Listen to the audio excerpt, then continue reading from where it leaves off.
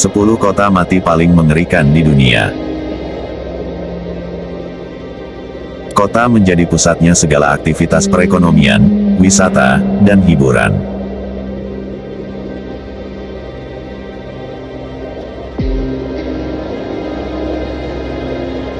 Namun ternyata, banyak pula kota mati yang ditinggalkan, karena bencana alam maupun perang.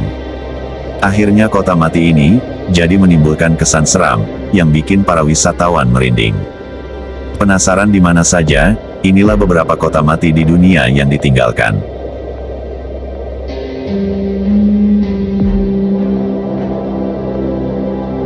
Satu, Kolmanskop, Namibia, dikubur dalam pasir.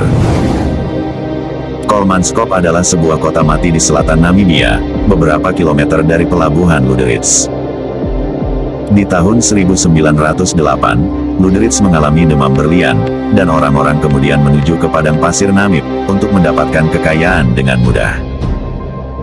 Dalam 2 tahun, terciptalah sebuah kota yang megah, lengkap dengan segala prasarananya, seperti kasino, sekolah, rumah sakit, juga dengan bangunan tempat tinggal yang eksklusif, yang berdiri di lahan yang dulunya tandus, dan merupakan padang pasir. Tetapi setelah Perang Dunia Pertama, jual beli berlian menjadi terhenti. Ini merupakan permulaan berakhirnya semuanya. Sepanjang tahun 1950, kota mulai ditinggalkan, pasir mulai meminta kembali apa yang menjadi miliknya. Papan metal yang kokoh roboh, kebun yang cantik dan jalanan yang rapi, dikubur di bawah pasir, jendela dan pintu bergeretak pada setiap engselnya, kaca-kaca jendela terpecah membelalak, seperti menunjukkan kehancuran, pada hamparan pasir yang menjulang. Sebuah kota mati baru, telah dilahirkan. Sampai saat ini, masih nampak sepasang bangunan yang berdiri, juga terdapat bangunan seperti sebuah teater, masih dalam kondisi yang sangat baik, dan sisanya, rumah-rumah tersebut hancur digerus pasir, dan menjadi deretan rumah-rumah hantu yang menakutkan.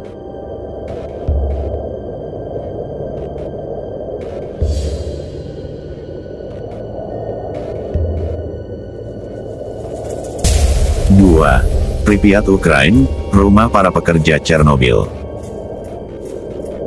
Pripyat adalah sebuah kota besar di daerah terasing, di Ukraina Utara. Merupakan daerah perumahan para pekerja kawasan nuklir Chernobyl.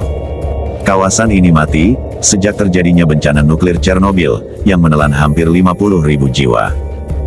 Setelah kejadian, lokasi ini praktis seperti sebuah museum, menjadi bagian dari sejarah Soviet. Bangunan apartemen 4 merupakan bangunan yang belum sempat ditempati, kolam renang, rumah sakit, dan banyak bangunan yang lain hancur. Dan semua isi yang terdapat dalam bangunan tersebut, dibiarkan ada di dalamnya, seperti arsip, TV, mainan anak-anak, mebel, barang berharga, pakaian dan lain-lain, semua seperti kebanyakan milik keluarga-keluarga pada umumnya.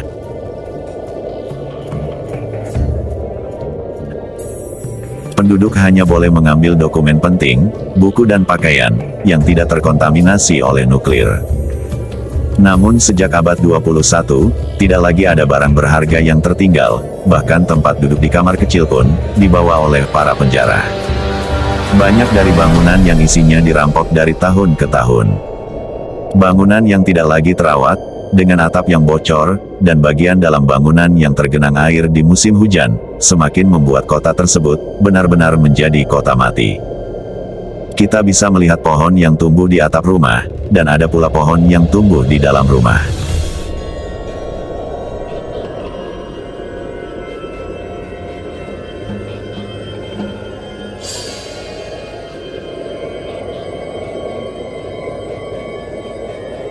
Tiga, Shanxi, Taiwan, tempat peristirahatan yang futuristik. Di sebelah utara Taiwan, terdapat sebuah kampung yang futuristik. Pada awalnya, dibangun sebagai sebuah tempat peristirahatan yang mewah bagi kaum kaya. Bagaimanapun, setelah terjadi banyak kecelakaan yang fatal pada masa pembangunannya, akhirnya proyek tersebut dihentikan. Setelah mengalami kesulitan dana, dan kesulitan para pekerja yang mau mengerjakan proyek tersebut, akhirnya pembangunan resort tersebut, benar-benar dihentikan di tengah jalan. Desas-desus kemudian bermunculan, banyak yang bilang kawasan kampung tersebut menjadi tempat tinggal para hantu dari mereka yang sudah meninggal.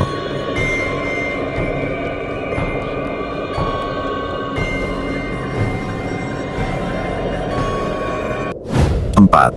Krakow, Itali, kota pertengahan yang mempesona. Krakow terletak di daerah Basilikata dan Provinsi Matra, sekitar 25 mil dari Teluk Taranto.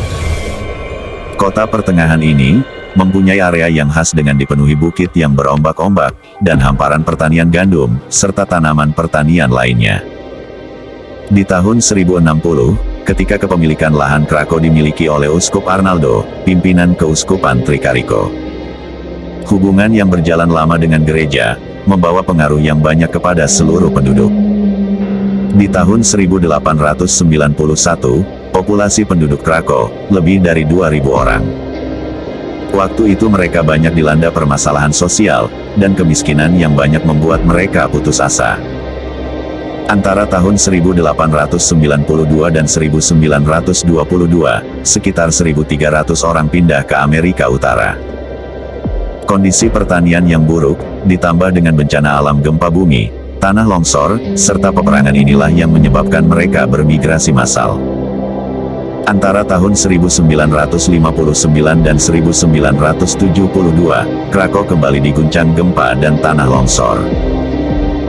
Di tahun 1963, sisa penduduk sekitar 1.300 orang, akhirnya dipindahkan ke suatu lembah dekat Krakow Pescira, dan sampai sekarang Krakow yang asli masih tertinggal dalam keadaan hancur, dan menyisakan kebusukan sisa-sisa peninggalan penduduknya.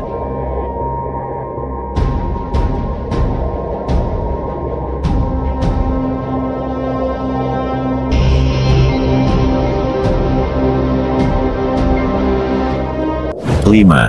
Oradour-sur-Glane, France. Kengerian Perang Dunia Kedua. Perkampungan kecil Oradour-sur-Glane di Perancis menunjukkan sebuah kondisi keadaan yang sangat mengerikan. Selama Perang Dunia Kedua, 642 penduduk dibantai oleh tentara Jerman sebagai bentuk pembalasan terhadap perlakuan Perancis waktu itu. Jerman yang waktu itu sebenarnya berniat menyerang daerah di dekat Oradour-sur-Glane, tapi akhirnya mereka menyerang perkampungan kecil tersebut pada tanggal 10 Juni tahun 1944. Menurut kesaksian orang-orang yang selamat, penduduk laki-laki dimasukkan ke dalam sebuah gudang, dan tentara Jerman menembaki kaki mereka, sehingga akhirnya mereka mati secara pelan-pelan.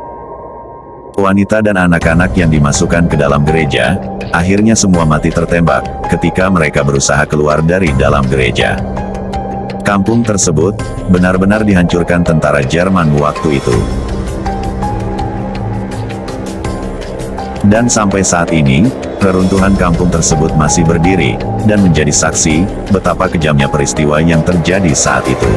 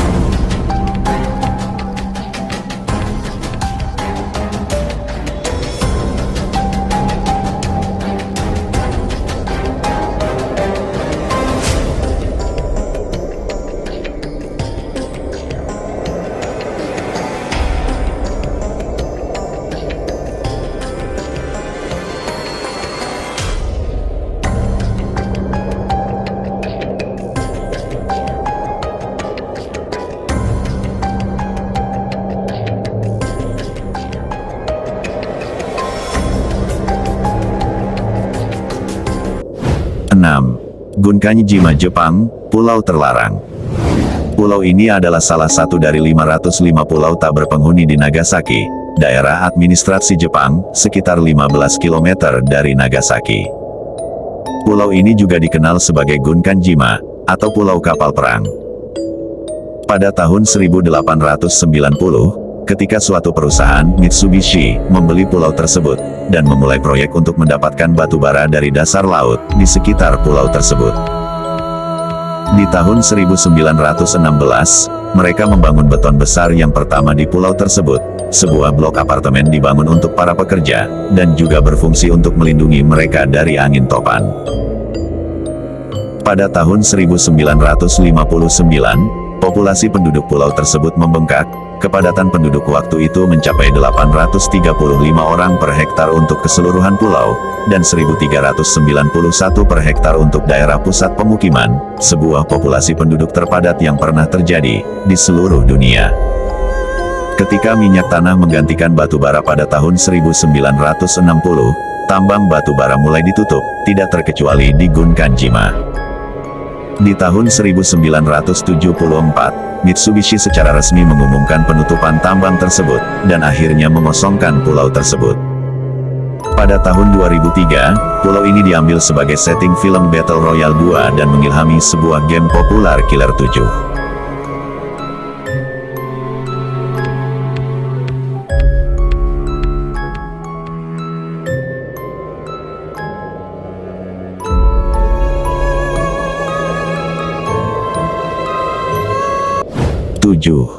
Kadikshan Rusia, kenangan Uni Soviet.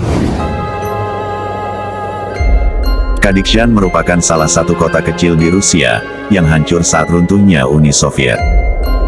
Penduduk terpaksa berjuang, untuk mendapatkan akses untuk memperoleh air, pelayanan kesehatan dan juga sekolah. Mereka harus keluar dari kota itu dalam jangka waktu 2 minggu, untuk menempati kota lain, dan menempati rumah baru. Kota dengan penduduk sekitar 12.000 orang, yang rata-rata sebagai penambang timah ini dikosongkan. Mereka meninggalkan rumah mereka, dengan segala perabotannya. Jadi Anda dapat menemukan mainan, buku, pakaian dan berbagai barang di dalam kota yang kosong.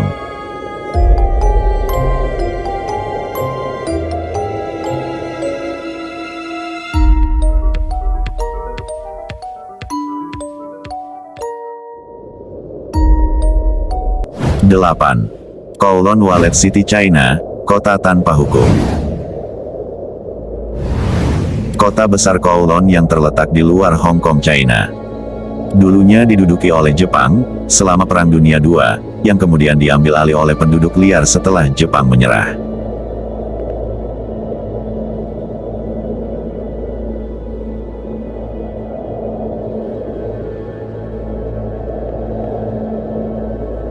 Pemerintahan Inggris ingin China bertanggung jawab terhadap kota ini, karena kota tersebut menjadi kota yang tidak beraturan, dan tidak taat pada hukum pemerintah. Populasi tidak terkendali, penduduk membangun koridor labirin yang setinggi jalan, yang penuh tersumbat oleh sampah, bangunan yang sangat tinggi, sehingga membuat cahaya matahari tidak bisa menyinari. Seluruh kota disinari dengan neon. Kota tersebut penuh dengan rumah pelacuran, kasino, rumah madat dan obat bius, dan juga kokain. Banyak terdapat makanan-makanan dari daging anjing, dan juga terdapat pabrik-pabrik rahasia, yang tidak terganggu oleh otoritas. Keadaan ini akhirnya berakhir ketika di tahun 1993, diambil keputusan oleh pemerintah Inggris dan otoritas China, untuk menghentikan semua itu.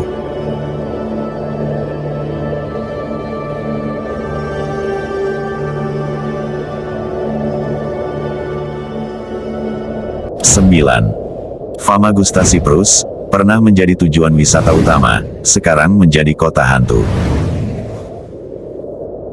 Farosa adalah sebuah daerah, yang tidak diakui oleh Republik Siprus Utara. Sebelum tahun 1974, Turki menginvasi Siprus, daerah ini merupakan daerah wisata modern di kota Famagusta. Pada 3 dekade terakhir, kota ini ditinggalkan, dan menjadi kota mati. Di tahun 1970-an, kota ini menjadi kota tujuan wisata utama di Siprus.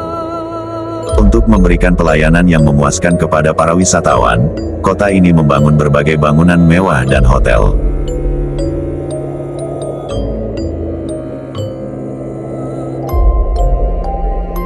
Ketika tentara Turki menguasai daerah tersebut, mereka menjaga dan memagari daerah tersebut.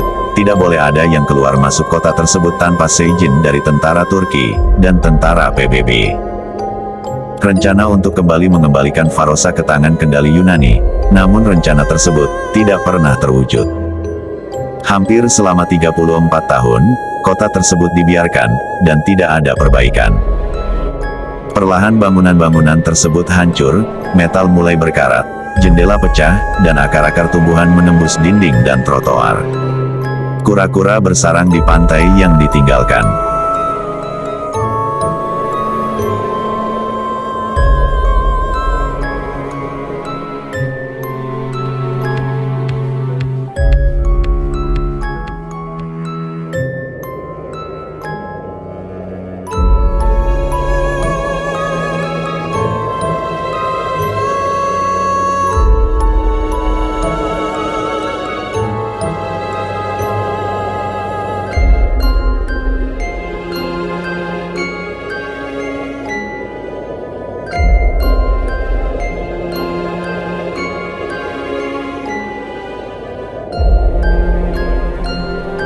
Di tahun 2010, pemerintahan Turki bermaksud untuk membuka kembali Farosa untuk para turis, dan kota kembali bisa didiami, dan akan menjadi salah satu kota yang paling berpengaruh di utara pulau.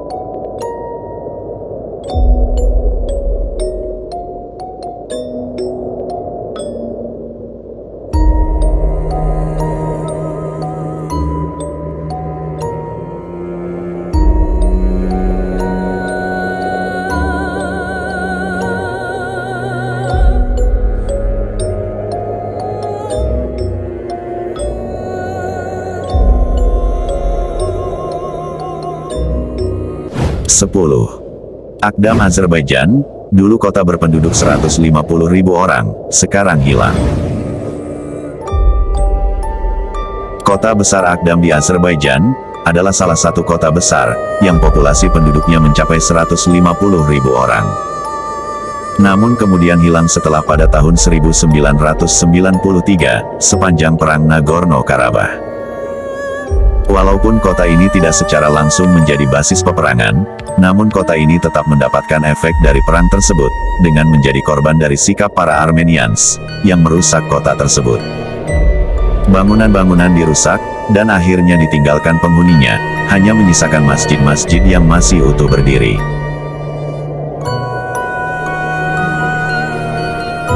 Penduduk Akdam sendiri sudah berpindah ke area lain, seperti ke Iran.